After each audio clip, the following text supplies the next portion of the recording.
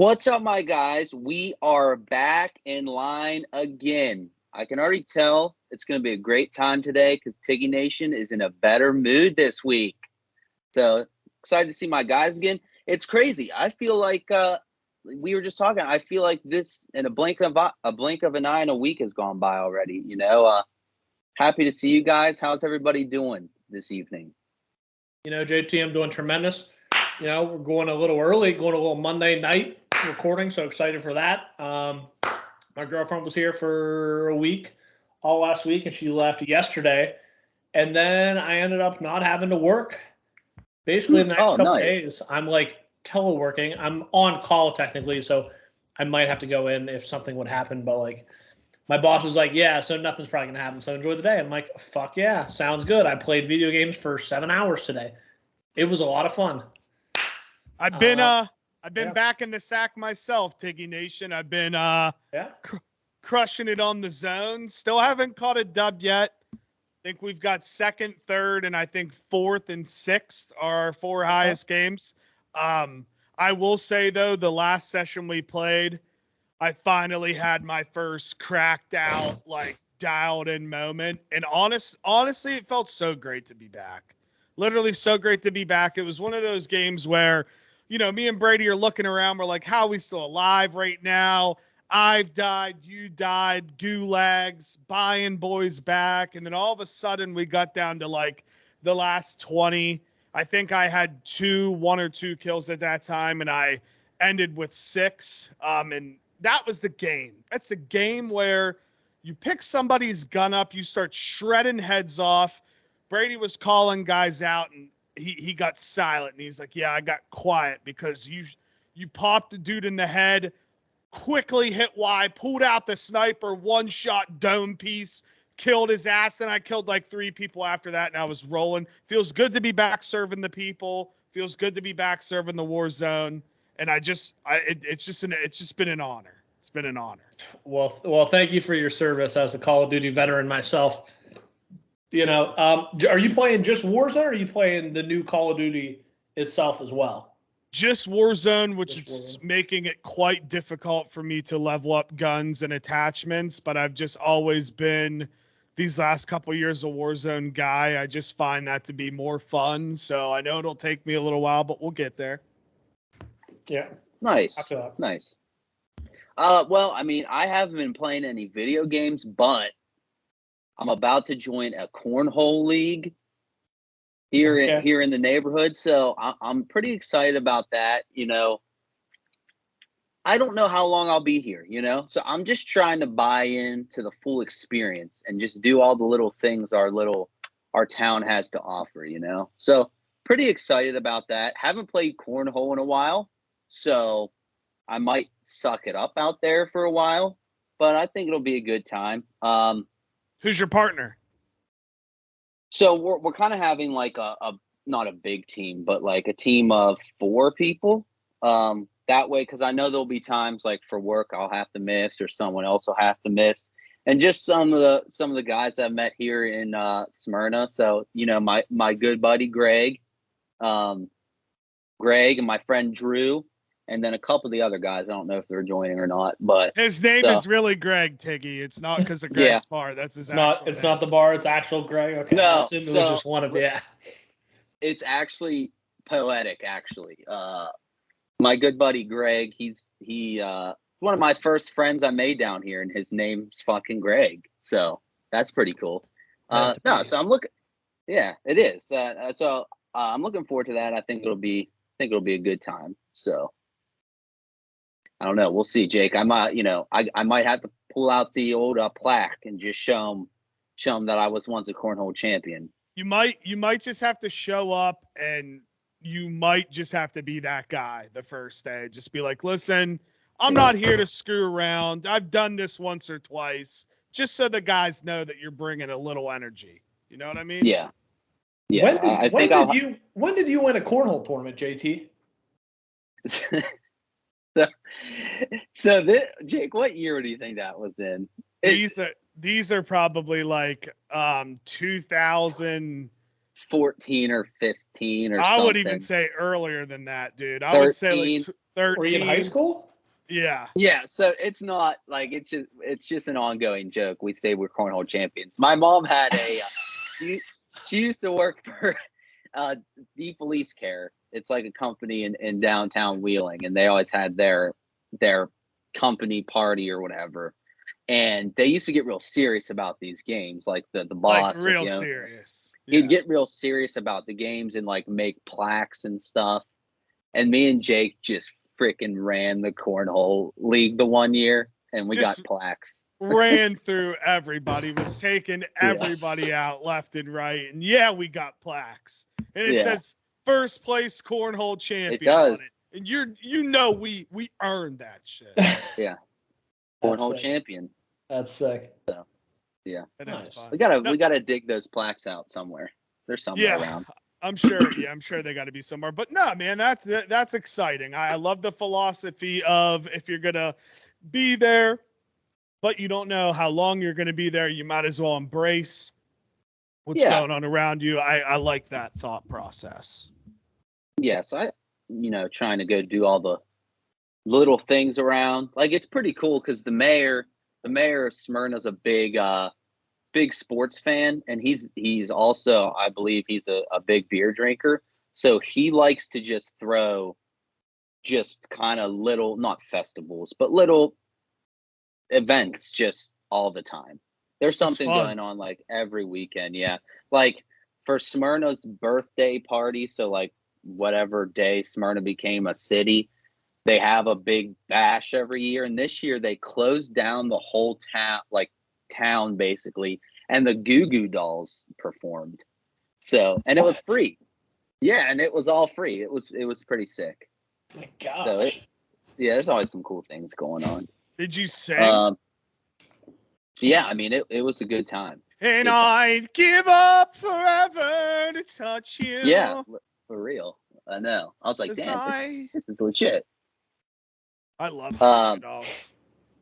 But I wanted to follow up on a couple homework assignments that you guys gave me last week. Sorry, Jake, I did not watch the Dune 2 trailer yet.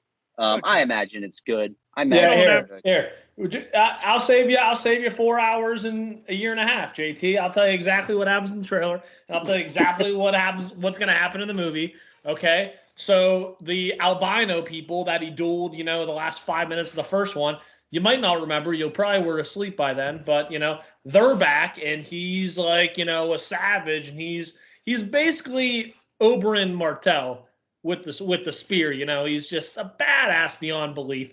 Somehow, little scrawny Timothy Chalamet is going to go up there and probably 1v1 again or something like that. But he's going to have the power, whatever his power is. He's going to somehow have his power where he's able to, I don't know, mind control stuff or fly. I don't know what I don't know what the hell's going on over there. He's going to have some power. They're breathing through their nose and it's connected through their brain somehow. I don't know what's going on. And then Zendaya's there and she shoots a rocket launcher and it looks really cool. There's like multiple families and centuries this goes back. Timothy Chalamet's going to go with his sword and 5 billion CGI troops are going to run to his aid. And yeah, he's going to save the world, I think. So, or destroy it. So in a nutshell, Tiggy Nation just described one of the greatest movies that's going to come out next year, is what I just heard. I'm going to do an overlay of what I described, and it's going to be exactly what happens in the trailer. I'm just letting you know. Yeah, realistically, it will probably be, if not one of the top movies next year, money-wise, definitely, I would say. But I will say, I did follow up on Tiggy Nation's assignment and checking in on the show Severance. All right.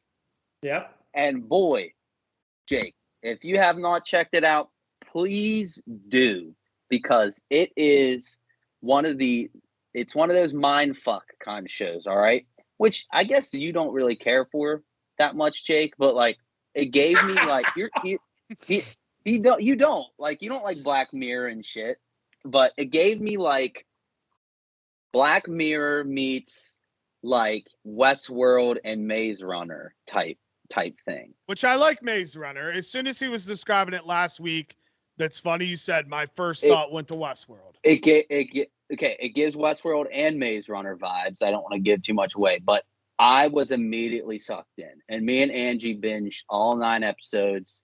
And the way the finale ends, I mean, we didn't find fucking hardly anything. It just left you right there. Like right when shit was about to go down, the show ends. And I'm like, dude, they better not screw up season 2. Like, because of course, right when it was done, she started looking stuff up. And I guess there was some kind of, well, there was the writer's strike. So there's that. But then there was some writer beef or whatever. So long story short, I pray they make a season 2 and they finish with the original story, because it's just great. I mean, Jake, the dude from Step Brothers, kissing Kate Barlow's in it, Tiggy Nation, which I didn't realize until I started it.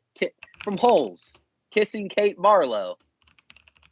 She's the main girl, the Mrs. Selvig. Oh, she is a Selvig. Yeah. Cabal. Oh my god. Yeah, right when I saw her, I was like, "That's kissing Kate Barlow." Dude, I did no way. I did not put that together. Yeah.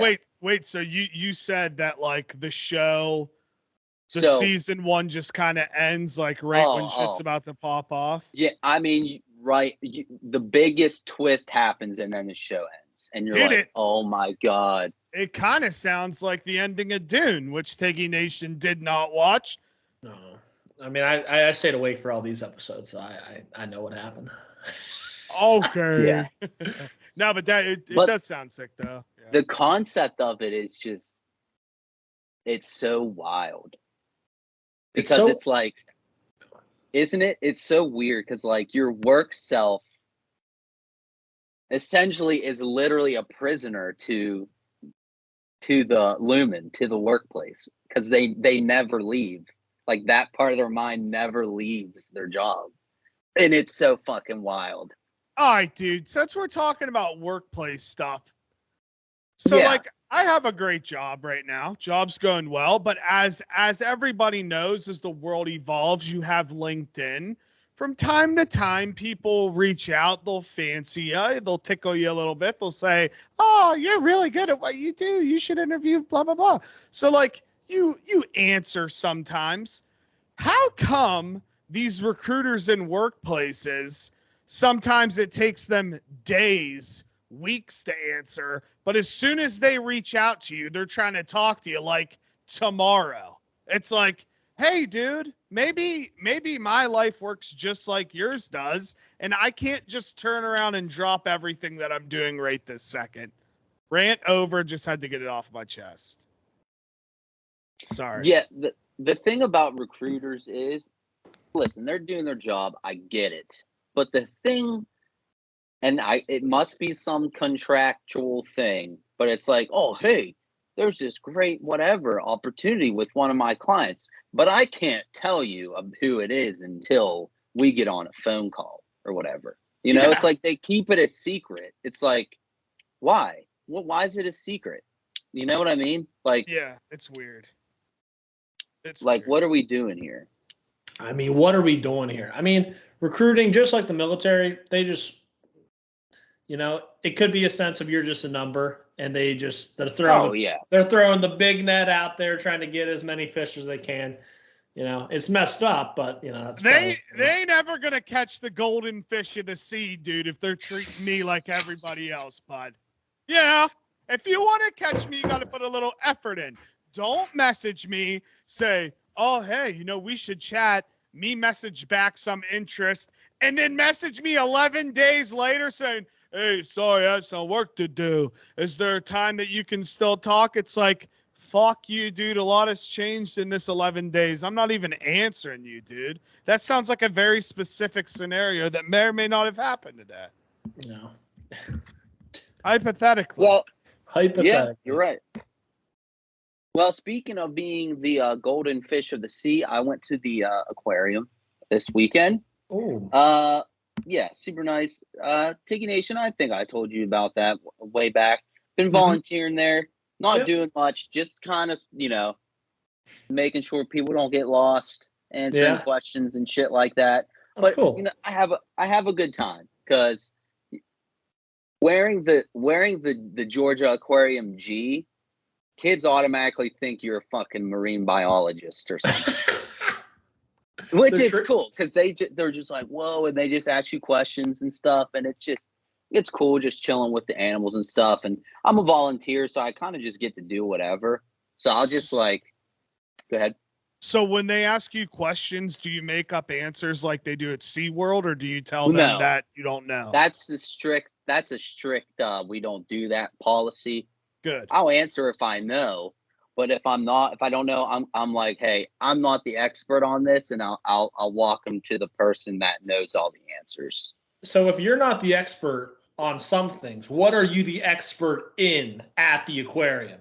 To be honest, I'm not much of an expert on anything there yet, other than where to go. Hey, where's the bathroom? You are the expert of directions right there. Yeah, that's essentially my job at the aquarium right now. Is to just help people. Hey, where's the dolphin show at? Oh, you're in the wrong place. Let me take you to the dolphin show. Just shit like that. Do you at least have like a coffee in your hand or something while you're doing this? Or you just kind of standing there walking around like? Yeah, I just kind of walk around. It's pretty cool though. It's just like anything else. You just kind of have to pay your dues at those basic kind of shifts first, and then I can sign up to do like gallery interpretation. So learning like being the actual person who tells them about the stuff. And they do like cool. They do so much cool stuff there. They'll do like sleepover things for whether it's like I don't know, a Boy Scout group or a birthday party or whatever, and you can sign up to just kind of be the tour guide throughout the whole night, and just like a sleepover. So that's cool. Wait. You're telling me that I could have a sleepover party at the Georgia Aquarium? Yeah, you could. Yep. We could have a freaking right. I mean, we could have a freaking banger sleepover party and just sleep with fucking whale sharks and shit. It sounds pretty legit, doesn't it? Sounds like something I might want to do. We could do that, but yeah, it's a good time. Yeah, a lot of cool animals there. Okay, I got good vibes. I got a question and a suggestion. What is your top animal or mammal there at the aquarium? I am a sucker for sea otters. They're just kind of vibing all the time, swimming around. They're kind of just like water dogs, essentially. So I'm a big fan of sea otters. I also make sure I always do go see the whale shark before I leave. That's I'll send you a picture. I don't know if I have Tiggy Nation. I'll send you one right now. It's basically you go in and it's like 30-foot high, big. The whole wall is like the window. So it looks like you're under the water. And they have whale sharks and hold on, I want to find this picture. Just like a lot of cool sharks, and there's sea turtles and big like manta rays and stuff all in that exhibit, which is super, super cool. Here we go. I'm sending you the picture right now that I took actually. So okay. I always make sure I go to that before I leave. So I usually volunteer. I don't want to go too on this forever, but I volunteer in the Cold Water Quest Gallery. That's where the sea otters and the penguins and the beluga whales and shit are. So that's cool. Oh, that thing looks pretty. Right, dude. Right? It's freaking it's vibey. It is vibey. That's pretty cool. I thought it would be bigger. Yeah. It's kind of just chilling, It's good size. Yeah, it is. It's real big. That tank is like 6.3 million gallons of water. Like as big as a football field. Jeez. 30 feet high. It's super big. Okay. See, I'm an XC. Look, I just gave you See, I gave you the expert details of the gallery. Maybe I am the expert. Maybe you are the expert. Well, I tell you, here's a suggestion to make you look like an expert. You need to get one of their, I'm sure they have it in the gift shop or maybe the staff shop or something. You need to get one of those vests, one of the puffer vests with like Georgia Aquarium on it. You wear your hat, you got a little puffer vest and like a long sleeve, like thin jacket under it. You're wearing jeans and your boots and stuff. They'll be like, this guy runs the show. Well, don't worry. I already got my my fleece quarter zip Georgia Aquarium. Okay. Yeah, so that's what I wear. So you're already probably looking the part. I am. That's what I'm saying. I'm a marine biologist, according to the little kids. So you're like Costanza. Pretty cool. Yeah, exactly. All right, boys, I love it. Well, I got my 2 topics here. Then we can kind of hop wherever. I'll leave it to you guys to pick. Do you want to talk about something movie related or sports related first? And they're both blowing the internet up right now. Let's go with the sports first. All right. We're always on the movie. We're always on the freaking movies and TV show talk. So a name that Tiggy Nation should know quite familiarly, or whatever the word may be, because he once played ball at a team that he likes. Mr. Richard Mendenhall tweeted something great today. And I quote, "I'm sick of average white guys commenting on football. Y'all not even good at football, period. Can we please replace the Pro Bowl with an all-black versus all-white bowl so these cats can stop trying to teach me who's good at football? I'm better than your GOAT, period." Great tweet. Very funny tweet. I don't think what he anticipated happened next. Now the football world is actually debating this. Could an all-white team and an all-black team play first? Mm-hmm.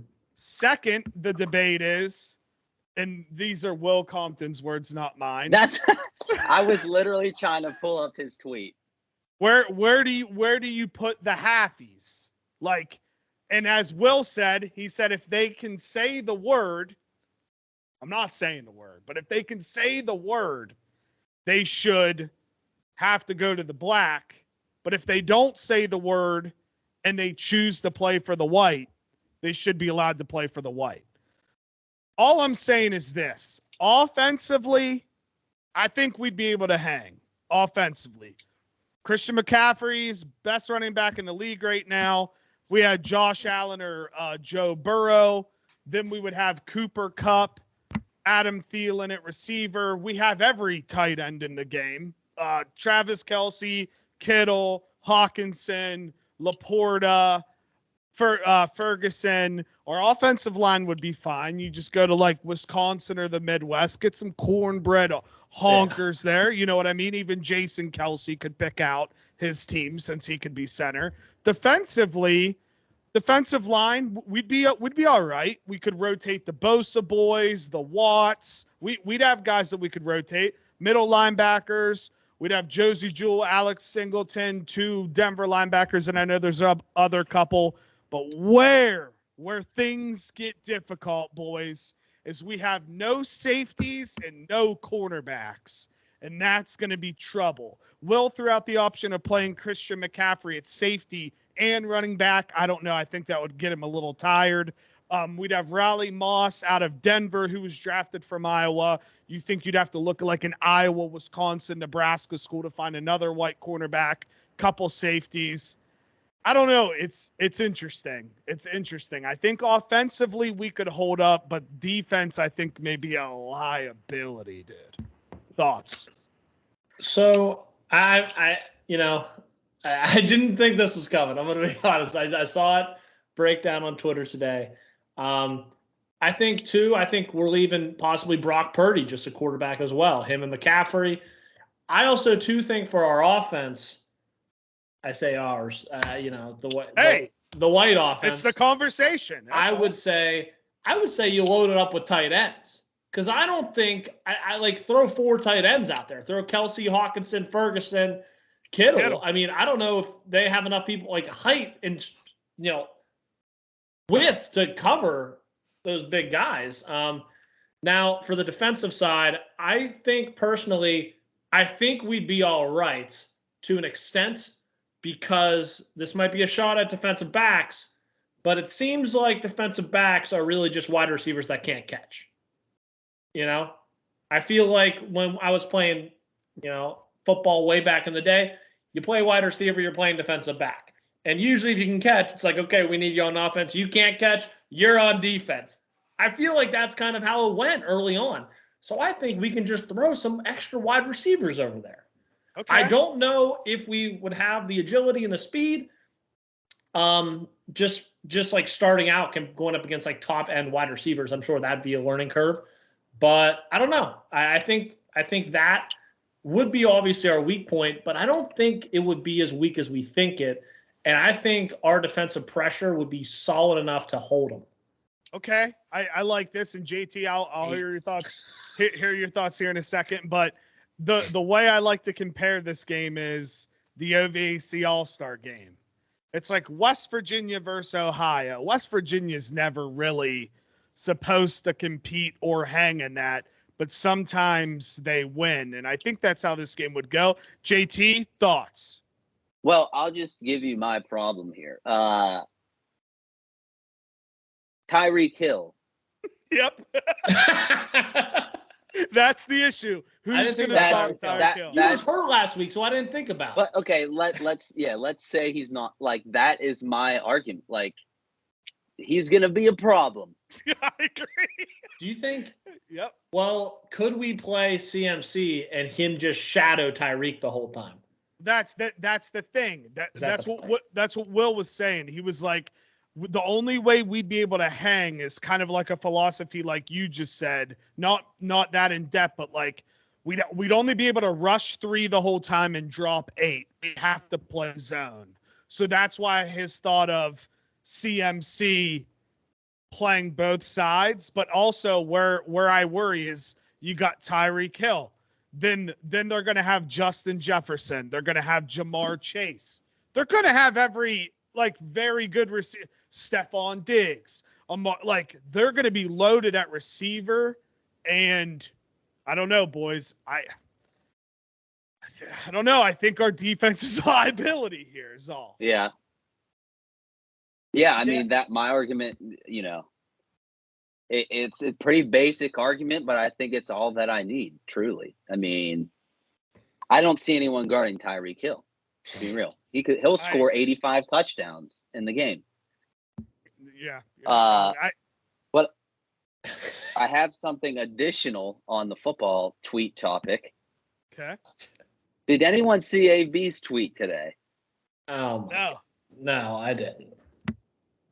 What do you have to say? I'll read it for you. And I quote: "Hotel sex be different. You got to do shit you won't do at home, like nut on the TV." Hell yeah, AB. I feel that, man. I feel that. This dude's crazy. He's freaking crazy, dude. I mean, that destroyed the TV? Yeah. I mean, that's destruction. Yeah, like what? Yeah, who's gonna do that to their TV? First of all, but this dude, they're gonna study his brain for science one day, because I don't know what the hell's going on with him. I mean, it's quite evident that you two haven't stayed in hotels very much, and you haven't been hornies in hotels very much. Being a road warrior, dude, sometimes the normal old school doesn't get it done. You got to go on the carpet. You got to go on the wall. You got to make it interesting. And he decided for a TV today. That's all. All right. Just very interesting. I mean, whatever you're into, I guess, but. Mark me down to never share a hotel with Jake. Yeah. Jeez. Oh, dude. And on that, it's like, dang, do I ever want to stay in a hotel again? You can't think about it. You got to ask the concierge or the front desk, be like, has AB stayed here recently? Yeah. I'm saying. I just want to know. Why? Gotta make sure the room has a no nut policy. Why is there a weird stripe down my TV? Can't figure it out. don't want to know. All I do want to know, we can wrap this part up. I want to shout out Rashard Mendenhall. I think he legitimately found a way to not only end racism, but embrace whites versus blacks in the annual all white versus all black bowl coming in, I'd say 2027. Tune in. And another sad thing here today, boys, is it's a sad day. Jonathan Majors was convicted today. I did see that. I believe he actually has to serve a year starting in February. I'm bummed. I don't know. Just with the climate today, you never really know what's true, what's not true. That's what I was gonna say. That it's true. It sucks because unless you were there nowadays, you never know like what is actually true or not. Because I haven't really followed the trial, but I just remember like it came out and everyone's like, oh, fuck Jonathan Majors, screw him or whatever. But then it came out again like he was framed or whatever. Yeah. Something like that came out, or like his girlfriend was trying to do whatever to him or something, something like that. And like now a phone call was recently just released too of like, or maybe not even been a phone call. I think she might have been secretly recording the conversation and them fighting, and like he being very animated and emotional in the argument. But any normal person realizes that that is not the first, second, third, fourth, fifth, sixth, seventh, eighth, ninth, 10th time he's had to have this specific conversation with his girlfriend. So, like, I don't know. Listen, I am choosing to believe that Jonathan Majors is a good guy. I don't know. I like Jonathan Majors. I'm bummed to hear the news. And unfortunately now it does shift the way Marvel originally wanted to go. But I also think that's kind of why they ended Ant-Man and Loki the way they did, because they kind of built in a get out of jail free card if they decided to go the other direction, if that makes sense. Other than the Ant-Man after credit scene, and spoiler alert, sorry. Other than the Ant-Man after credit scene when the Council of Kangs is there, Ant-Man and the Wasp technically beat Kang. You see Kang disappear.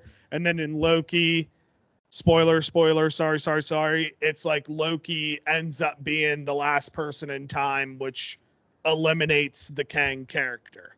So they have it built in, I think, to where they can pivot. But man, do I think it's going to be really difficult these next couple projects. They already changed Avengers 5 from Kang Dynasty to now just Avengers 5 today. Yeah.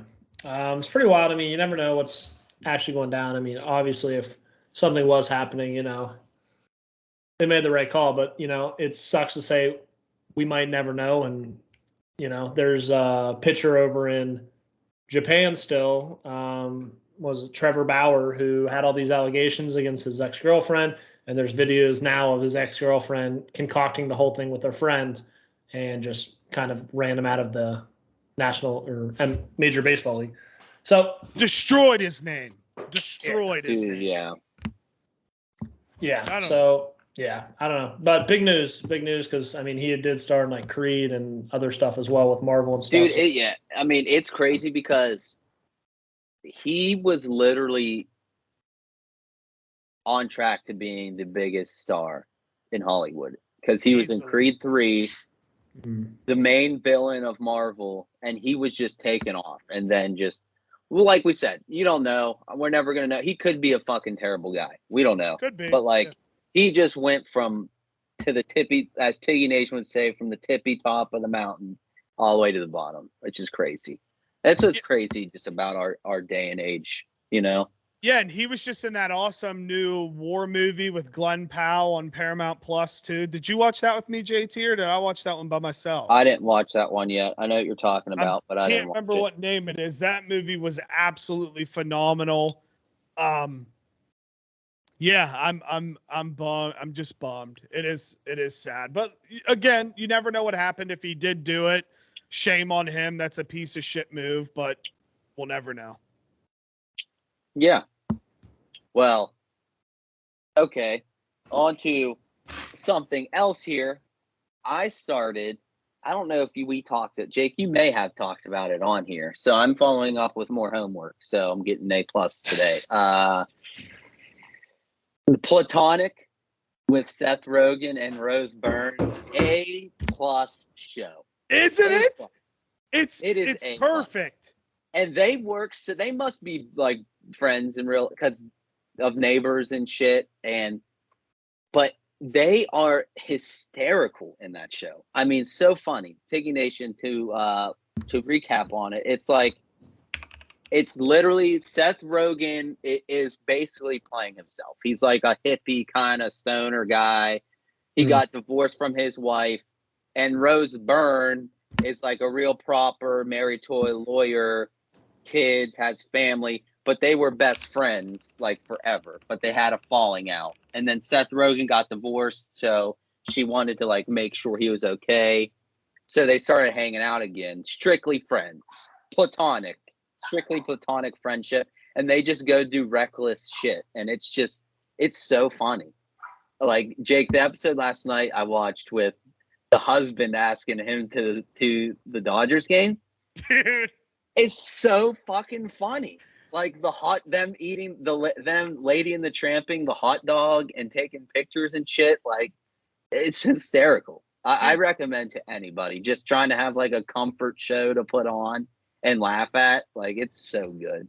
Dude, literally after every okay, I was watching this show, and then I think I was like 3 or 4 episodes in, and I was talking to Marky, and I brought it up, and I was like, hey, like, have you seen this show Platonic? Like, it makes me laugh because it kind of reminds me of me and you. And she said, oh my gosh, I was just talking with, I can't remember if she said her boyfriend something. She's like, I could not agree more. We've been watching it like every week and it's hysterical. And then after every episode, we'd text each other because that's literally me and her to a T. Like, literally, Yeah. It's so funny. Such a good show. It is. It is so good. I'll have to give it a watch. What service is on? Apple TV. Apple? Everything's on Apple. That was on there. So I'll give that a watch. I'm watching a show right now after Severance called Shrinking. I heard that's really good. Jason Segel, Harrison Ford. Okay. And it is, I've only watched one episode, but I was like laughing hysterically. I was like on edge. I was, I mean, it's like a feel-good story too. It's just like an awesome family show. And I feel like that's very hard to see nowadays, like in today's Asian world. Like, any age can really watch this after you're like teenagers and up and stuff. Really funny, really good. We couldn't recommend Shrinking enough. I'm only one episode in. But. Is Apple TV? Yes, I would say yeah. Are they turning the heat up a little bit? They are, because, well, I got kicked out of Netflix. They caught up. They found me out. And they kicked me out of the family Netflix account. That's crazy, actually. They did what they said they wouldn't do. They did, because they just kicked me right out.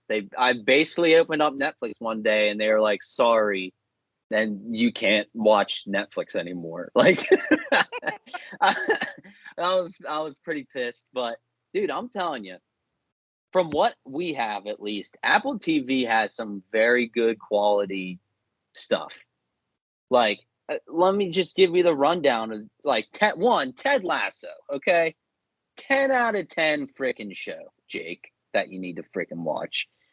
That Blackbird show with Taron Egerton, so freaking good. One season about this trial, about this rape murder case thing, so good. Now I'm on Platonic, freaking awesome. Severance, crushed it in 2 days. I mean, yeah, I would say Apple TV's got, and it has the morning show. I mean, we watched that way back when. A lot of good stuff on there. People like For All Mankind. They have a lot of good movies out too. You got Silo with Rebecca Ferguson in it. I mean, couldn't do it enough. They have like animated shows too and stuff like that. They got documentaries. They got a lot of animal stuff, JT. A lot of nature documentaries. Shit. They got Messi. They do. They got Prehistoric Planet on there. They got MLS Season Pass. Damn. I need to become a soccer fan. That's a big... Dude, I really, really, really want to get into soccer, sort of. Like, I had so much fun watching WVU's men's soccer this season. Love watching Team USA. Like, I need to figure out how I can get my foot in the door. Yeah. No, I agree. Jake, I feel like you would have been on it if you were here way faster than me. Because the Atlanta United, that's in that league, right? They play the Messi team, like Miami team. And it's pretty, I hear it's a pretty big thing here. Like, the games get freaking rowdy at Mercedes-Benz. And it's like, you know, I would love to get into soccer. Angie's brother's a soccer player. He's a really good soccer player for the Morgantown Mohicans, right? Mohicans. Yep. Big soccer player. He's real into soccer. Over Thanksgiving, we watched WVU playing someone, and it was electric, honestly. Yeah. And I even went to a couple of his high school games, and it's freaking it's electric. Soccer is freaking awesome. Like, when it's coming down to the wire, that shit gets crazy. And I'm like, I don't even know the rules. Isn't it crazy too to think that the world has been on soccer for a long time, and now it's finally starting to get more popular in the States, which I think is only going to help with the World Cup coming up. Like, we hold a couple, I think the Olympics, like, we hold a couple big soccer events over these next like 5 years. Yeah. And like, watching Ted Lasso too makes me want to like it, because I swear, like, the scenes where they're in the pub when the fans of the old what's their team name? Oh my gosh. The Richmond something. They're the Richmond whatever. AFC Richmond, yeah. And the diehards are in the pub just over some pints, you know, with British accents, screaming at the TV. And when they win, they sing, you know, songs in, you know, British people singing songs. Like, imagine 25 Tyson Furies in a bar over some pints. I want to do that. I'm on freaking Pint England pub bar TikTok, where everyone's just in these freaking pubs just singing songs and shit. I want to witness that for a soccer game. You know what I'm saying? Isn't it fucking crazy that people around everywhere do that for so many sports, and like, some people don't even want to stand for the Pledge of Allegiance, dude? Yeah. I don't know if we can get into that. I got deep on purpose there. Sorry, I didn't mean to do that. Oh, yeah. Soccer's awesome. I played my last 2 years of high school. I've been kind of like a fair weather fan. I used to go to games in Columbus, the Columbus Crew, with my dad after high school a little bit. He solely got into it because there were no commercials. It's 45 minutes, 15-minute halftime, 45 minutes, no commercials, because he was getting sick of the NFL being 4.5 hours long. So he was into soccer, so I'd watch soccer with him and stuff like that. Ted Lasso is great. I would recommend to watch Welcome to Wrexham on Hulu. And that's a real life story with Ryan Reynolds and Rob McElhenney, you know, one of the leads from Always Sunny in Philadelphia, obviously Ryan Reynolds. They buy a soccer team over in Wales, and it's like tier 5, but they are I think the third oldest club in all of the United Kingdom, and they're trying to get back up. Wait, this is real, right? This is real life. Yeah. Yes. Yeah. This is real life. I'm gonna have to check that out. I'm gonna have to watch it. The first season, they're like 20-minute episodes. It's kind of documentary style, but I mean, it's two comedic actors, so it's fucking funny. And, oh man, I gotta check that out. They're throwing millions of dollars in a club where salaries are probably similar to like the Wheeling Nailers. You know what I mean? And they're throwing millions of dollars into this club, into the field, re-renovating it, trying to bring it to its proper glory. Dude. And because there's two big names, they're getting sponsors, they're selling a lot of spots and stuff, and they're creating like a whole bunch of buzz 5 tiers below and stuff. It's a really cool experiment. They've just moved up one after this season, though, correct? Yeah. Spoiler alert, they have moved up since then, but it's awesome. Like, the first season was great. The second season is just airing now, but the second season was from just last season. So, like, they are very quick on the turnaround. You know, you'll watch the full season play out, and then, I don't know, a couple months later, the first episodes are going to start for that year, you know? So it's kind of cool to watch that recap and everything. So couldn't, what's the word? Refer it enough. It's fucking sick. I haven't even seen I haven't even seen season 2 yet. I need to hop on it. And yeah, like 20-minute episodes. 20. It's awesome. Yeah. Dude, no, like I definitely want to watch that. That sounds awesome. Maybe that's our gonna be our niche. We're gonna be become big soccer guys here. And I do think it's freaking sweet how if you're like at the bottom league or whatever, you can work your way up, right? Into like the main group. Like, that is so cool. It's like sick. that'd be like you said, Tiki Nation, that'd be like the Nailers becoming sick and playing in the NHL. Like, that is so cool. Yeah. I love it. It's something that just like that we don't do in like the western states, obviously. And all over the world they have the relegation system and stuff. And I think just mainly it's for like sponsorships and ad deals and stuff like that. Whereas the league literally gives the teams money based on like how much they sell and stuff like that, what tier, like what league they're at and stuff like that. So the leagues basically pay the clubs how much money each club brings in and stuff. So like you jump a league or something like that, you end up, instead of getting like, I don't know, let's say like $500,000 you got for the year, you might get $5 million next year. You know what I mean? Like a significant jump to your team. And so it's like, holy shit, I can make all these renovations. I can buy better players, you know? So it's really cool, and it rewards players for trying to win games, where in our league, half of them are trying to tank to get the number 1 overall pick. Yeah, dude, that's so true. That's so true when you put it. Yeah, I mean, dude, yeah. Now that I'm learning about life on the pitch, dude, it's like it's cool that like, for example, JT, I'm mansplaining to you. They have like the Premier League, and then they have the Champions League, which is the league under it. But like, it's insane because the Champions League is very competitive and like gets TV sponsors over here just like the Premier League does. So like, I think it's sick because what is it? It's like the last 4 teams playing something, and then the 2 losers get relegated, and then the top 2 teams in the league jump, right? Yeah.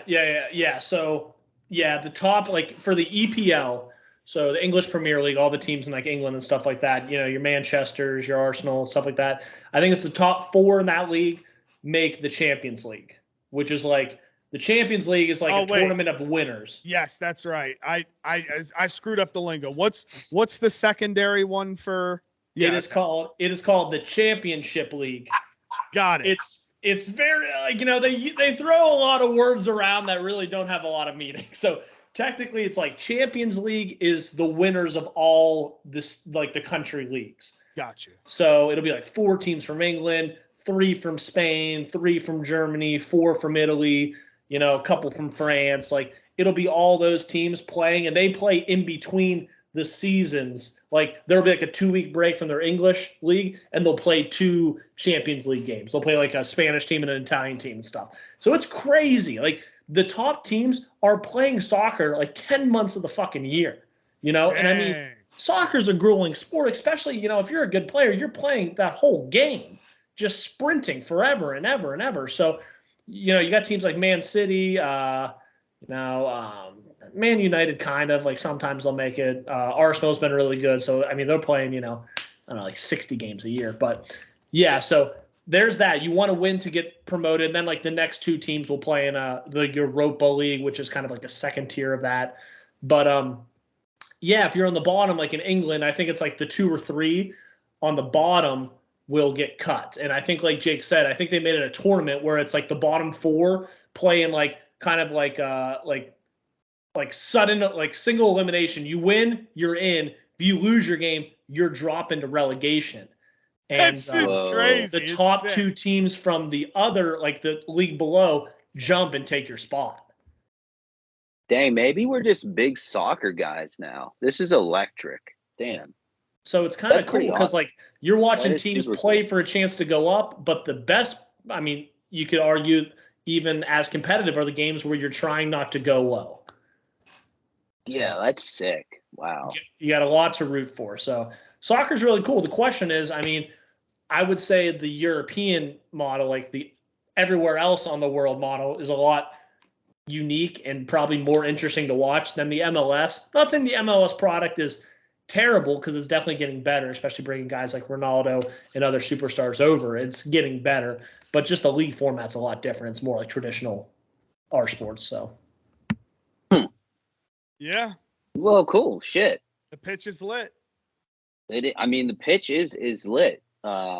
Jake, you would love Ted Lasso because it's literally just a bunch of football guys talking about like trying to learn soccer. Yeah, I think you would love it. That's true. That's what it is. Yeah. That's truly what it is. I don't know what college they were at there. I don't know if they were like Nebraska or something, but it was like Kansas or something. Yeah. He's from Kansas. Yeah. And he's a football coach there, and then he just takes a job being a fucking soccer coach over in Europe. Dang. All right. So they're like they're trying to learn the lingo and shit, and they'll say like football terms like field and like, and then they'll get people will correct them, and it's just really funny. Yeah. I mean, I can't believe we're talking about Ted Lasso. The show's been out for like 5 years. Jake, watch the goddamn show. Dude, I just recently binged it, so I'm right there. And there might be people in our Swedish audience that are learning what it is, dude. You know what I mean? We're educating the internationals. Yeah. True. But in this, go ahead, Tiggy. Go ahead. No, I was just gonna say a lot from Ted Lasso is taken from Jason Sudeikis' his real life. A lot is taken like real events that happened somewhat in his life as well. I think a lot of inspiration came from his. Well, that's cool. Oh, cool. That's cool. No, I was just gonna say, and I feel like we have to touch on at least a little piece of reality TV.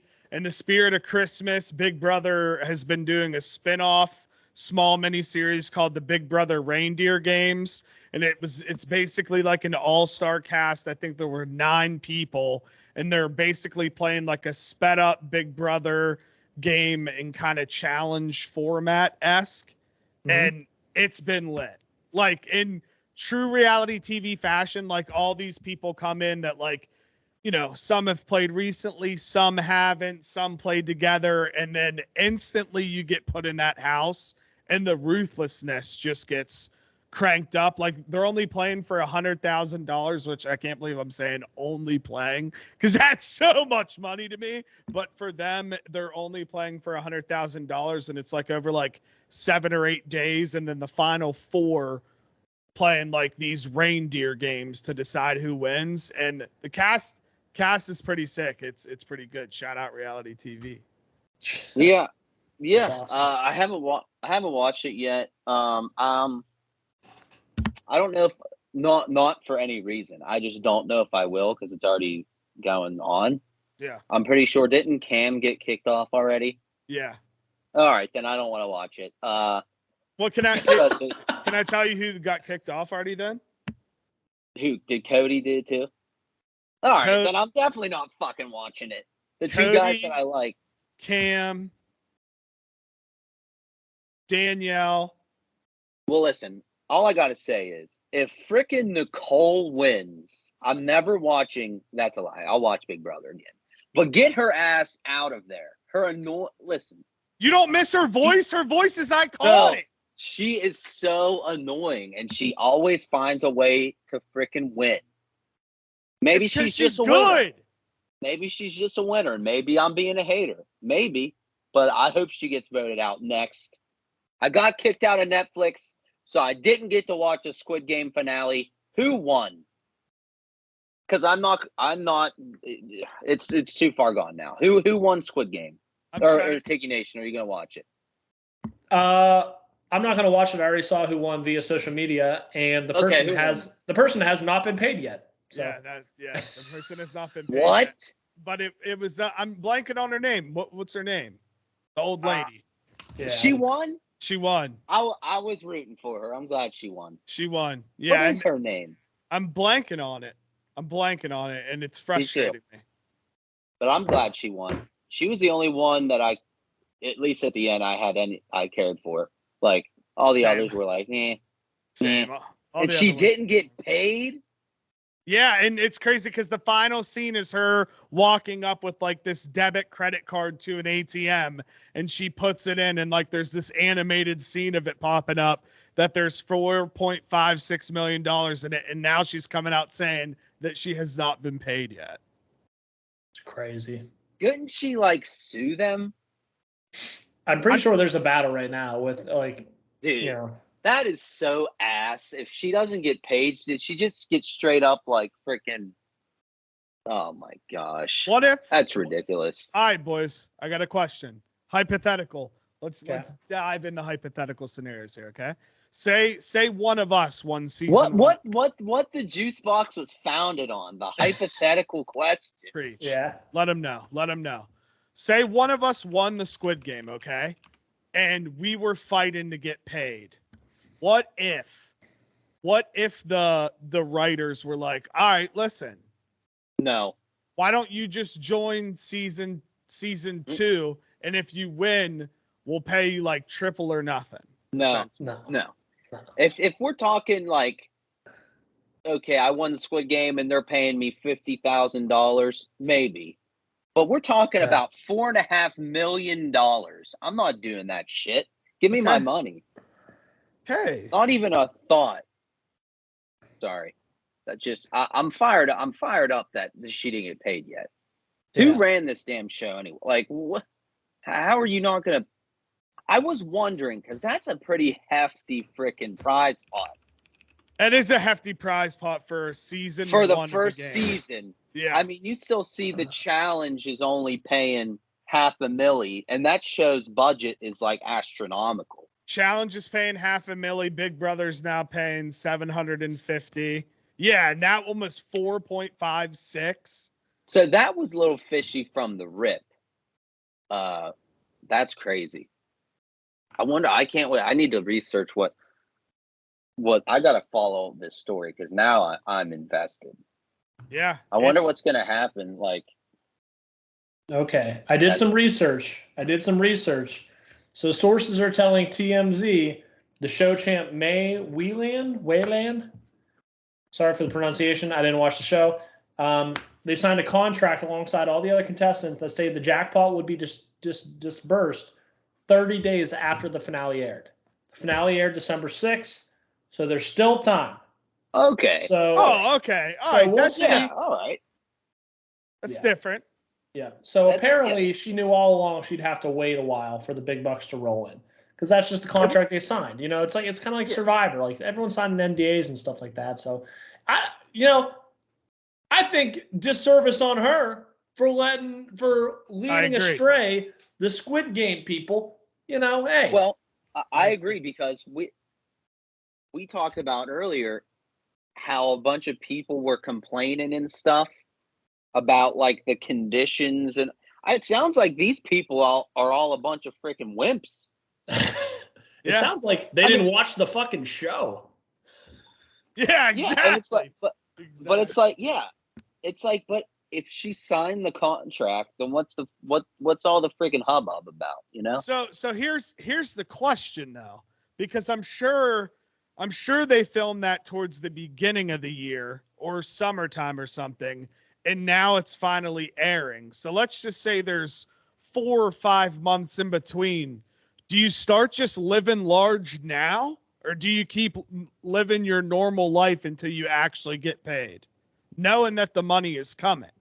I'm waiting. Give me my, you can wait a month or a year or whatever. I mean, because you never know. We lived in a screwed up freaking society. You don't want to be balling out, buying a mansion and shit and realizing, oh, I didn't even get paid. like the dude from We Are the Millers. Oh, you guys are getting paid, like. So I think you can hold off.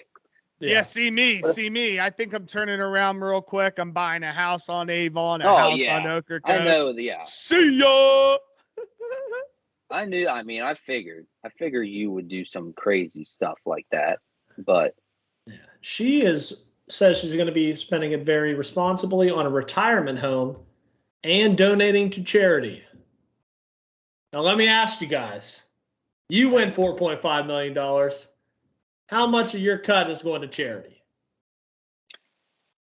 JT? Okay, I don't have an exact percentage here, but I'm calling straight up. People are full of shit all the time when they're like, oh, I'm giving all my winnings to charity. No, shut up. You're lying. Here, I'm not even going to lie on the show. Like, I might donate. Yeah, I like to help the people. I'll donate some stuff. But it's like, listen, I'm winning this money for me and my family so we can get the hell out of Dodge and just live freaking, not have to worry about money anymore. Let's be real here. Everyone wants to do this on these shows. Like, oh, yeah, I'm going to give 99% of my winnings to the freaking Association of America for the Needy. And I'm like, I get it. Like, you want to help, go ahead and help. But quit. People try to put on a front on TV. Long story short, if I'm winning, I'm keeping most of the money. Okay? Let's just be real. I agree. You guys with me? I agree. I think if I win, this is how I look at it, okay? And this might be the not right way to look at it. This is how I look at it. My whole life, I never had people donating to me all the time to help my life the way it is. Our family's grinded, dude. My mom and dad have grinded their whole life. JT grinds. I grind. Like, everything we have, we grind for, which is awesome. 4.56, I probably would give Easter Seals, because I went there when I was younger. I would probably give them like $250,000, give them a nice little donation there. Then, since I am a proud member of the Country Roads Trust, a proud supporter of Mountaineer Athletics, an individual that when he says things about WVU sports, it means more than when you say it, because I donate to the trust and I support the team. I would give them $250,000 because I'm paying for a national championship. That's what we're trying to do here. That's what I want. Everything else is going straight to the Familia, dude. That would be my donations.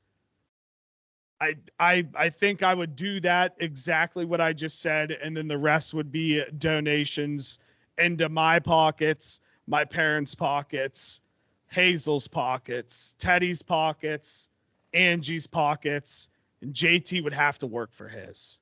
Yeah, he would have to work for his. Forgot me. JT would have to work for his, but he would get it, dude. He would get it. Yeah. Honest answer. Yeah. Well, I'm going to be honest, the only charity I might give would be my friends and family, $4.5 million. I assume close to $3 million after taxes. Maybe $1 million of that would go to like family and friends. You know what I mean? Amen. I'm probably not donating to any churches. I have very strong opinions about the Catholic Church, and we got claps in the chat. I forgot that could happen. That was cool. At that exact moment. Nothing against, any sort of beliefs, but I have my thoughts. So, personally, I probably just keep it and give it to my friends and families. That would be my charity, because I think, that's tons of money and I wouldn't need it all. It sounds like I won a game, which I guess I was deserving of it, but I want to give some to my friends and family so they can, eat too. I feel like Amen. That's only right. So Amen. That'd be my charity. So Amen, Amen. dude. And you got to think We're all about on the this same too. page. We're all on the same page here. Yeah, we're all on the same page. And like once you won that first show, you're still, the doors are going to open up for so many more opportunities in life. Like you're definitely going to pay respect to the, not only the family, but the homies that were there for you too. Respect. Oh yeah. Yeah, absolutely. Yeah. And like JT said, I mean, anyone who's saying, oh, again, if you want to donate all your winnings to charity, do it. Odds are you're probably not. So you know what? Don't need to lie about it. It's whatever. You can keep it all. Go throw it on freaking, a crazy ass parlay for all I care. It's your fucking money. Who cares? You know what I mean? I don't like that. That's the one thing I don't like about Survivor. People are vying for the jury votes. Like, what are you going to do with the $1 million? Doesn't matter. It's my money. I can do whatever I want. Like, oh, I hate that. Anytime a jury member asks that question, I'm like, I hate you. I hope you never come back. Terrible question. Get out of here. Yeah. All right. So let me ask you this, since you brought it up, because I forget how the ending of Survivor works. Are there two people left, and then they have to make a case to the jury, and the jury votes? So yeah, basically it used to be 2. Now it's a little tricky. So now it's 4 people. Ooh. Let's say it's us 3 and Czar for all intents and purposes. So let's say hypothetically JT wins the final immunity. JT's winning. JT chooses one person he takes with him to the end. The other 2 people have to do a fire making challenge. And the winner of that fire making challenge goes with them to make 3. And that's the end. And the 3 people vie for the jury's votes. The jury all has 1 vote. The jury votes, and that's it. That is sick. That is sick. I gotta watch. Tiki Nation. All right. So on my flight back from Puerto Rico, I was watching Survivor, which I thought was the most recent season, but it is not. And it was the season where they first introduced the hidden immunity idol, but all 3 tribes had to find it for it to even be able to work. Oh, okay. That might have been like a season or 2 ago, maybe. Okay, so that's not that far back. It was probably recent, yeah. Because I thought that was just I was thinking it was the most recent one or whatever, and I gotta get where can you watch Paramount Plus? Okay, so Paramount because Plus. I was hooked on phonics on the airplane watching Survivor, so I think I need to dive back into that. Yeah, Paramount has all of them. I think Hulu has like the first 36 maybe or something like that. But yeah, Survivor, if you need a list, I will give you the best seasons to watch. And the one season I always recommend is, I think it's season 13. Season 13 Survivor is a Cook Islands. It is Cook Islands, and it's 4 tribes, and they are splits. Again, this was like 2000, I don't know, 2000 what, 6? 4 tribes were split into race. What?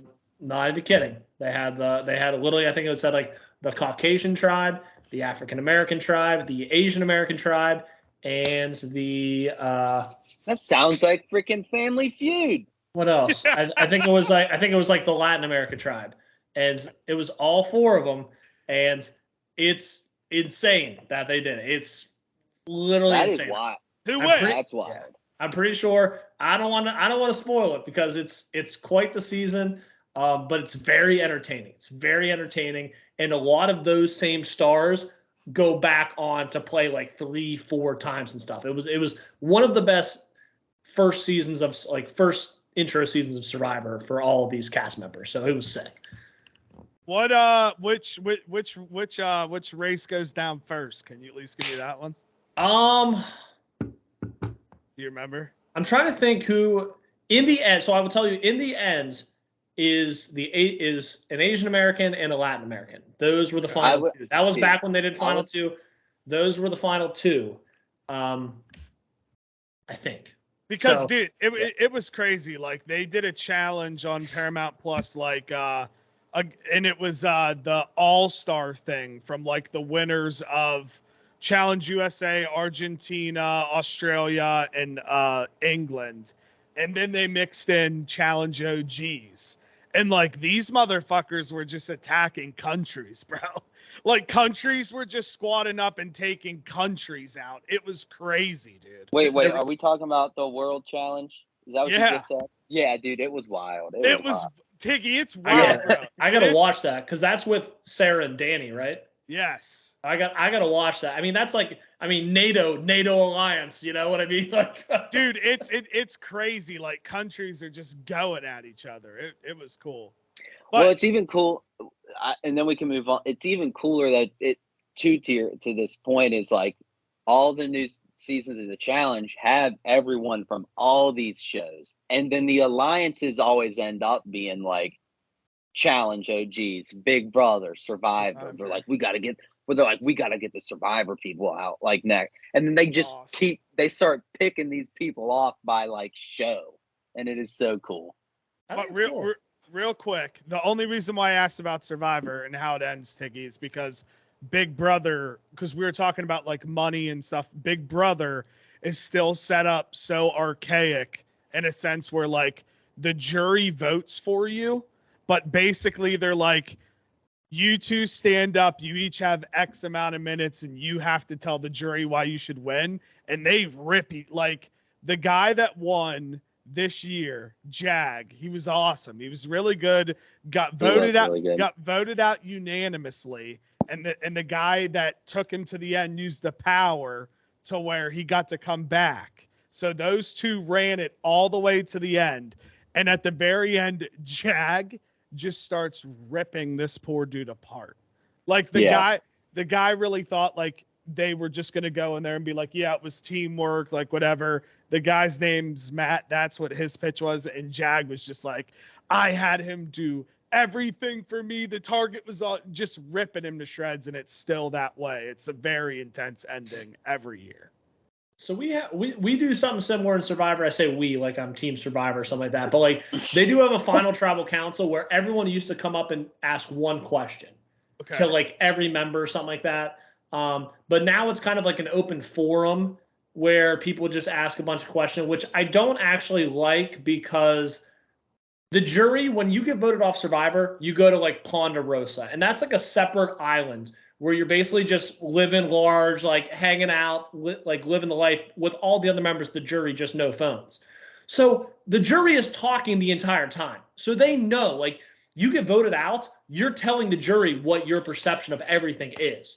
Yeah. So basically now the open forum is kind of just coming like a firing squad for like one or two members. You know what I mean? And I don't really like it. I wish it would just go to like you get one question, ask one question. I think that would do it, and it just shortens it a lot. So I would like that a lot. Shit, there was one more thing I was going to ask. Oh, Big Brother. Fuck. I forgot. I'm trying to remember. Give me 5 seconds here. 5 seconds of air. Oh, there is one famous final tribal council where this woman, Corinne, this girl, Sugar, who was kind of like a goat that just made it all the way and stuff like that. And Corinne just ripped into her for like 30 straight seconds. Didn't even ask her a question. He was like, I already know how I'm voting. Sugar, I got something to say. And she just like went off and like it ended with like, and you know, maybe if you did all that, maybe I'd feel more dad when you fake cry about your dead dad and stuff like that. It was crazy. It was crazy. Whoa. And like she literally has tears in her eyes and just like flips her off and stuff like that. It's crazy. Like old school Survivor was fucking cutthroat. It's crazy what happens at these tribal councils. So it's no wonder it's still airing. Unfortunately, due to some casting and just like the new age, it's not as like jaw dropping as it was. But damn, those old seasons, they're something else. Yeah, dude. Oh, well, I mean, can't really say the same about Big Brother, dude. These seasons are cranking up. Tune in, dude, if you want to watch. It's fun. There we go. Yeah, that's my biggest toxic trait, boys, is I think I could win Big Brother. Who? Why not? Do you have the video ready? Yeah. You have the video back out? That's what I'm saying. Make a damn video. Should I make a new one? I think you make a new one. Yeah. Make a new one, dude. All right, fuck it. Fuck it, we ball. New video coming out 2024. You heard it here first, dude. Come on. What do I want for New Year's? To meet Julie Chen on day 100, dude. That's what I want for New Year's. Yeah, you got to tie in that you're a podcaster. You're good with your words. You got to, I'm emotional. Craft the story, Yeah, I'm a soft West Virginia mountain man at heart. I like long walks on the beach, but I'll talk shit right behind your back, like something like that, something cool. You just gotta be your authentic self, Don't try to make something up, or try to be too cool or something. Just be you. Just be you, and it'll work. Yeah. But I mean, we've been on here for how long? An hour and a half? Yeah, we might just have to save it for next week and don't even spoil it. I agree. All right. That sounds good to me. Thanks guys. Hey, thanks for hopping in line with us again today. We had a good chicken fajita with some rice and beans lunch in the lunch line. It was delicious. Highly recommend. I would like to try again. Tune in. We'll be here again next week. Hopping in line. Hopefully there's no school cancellations because of snow or 2-hour delays or anything like that. We'll catch you next time. Thanks for joining. All right. Bye-bye.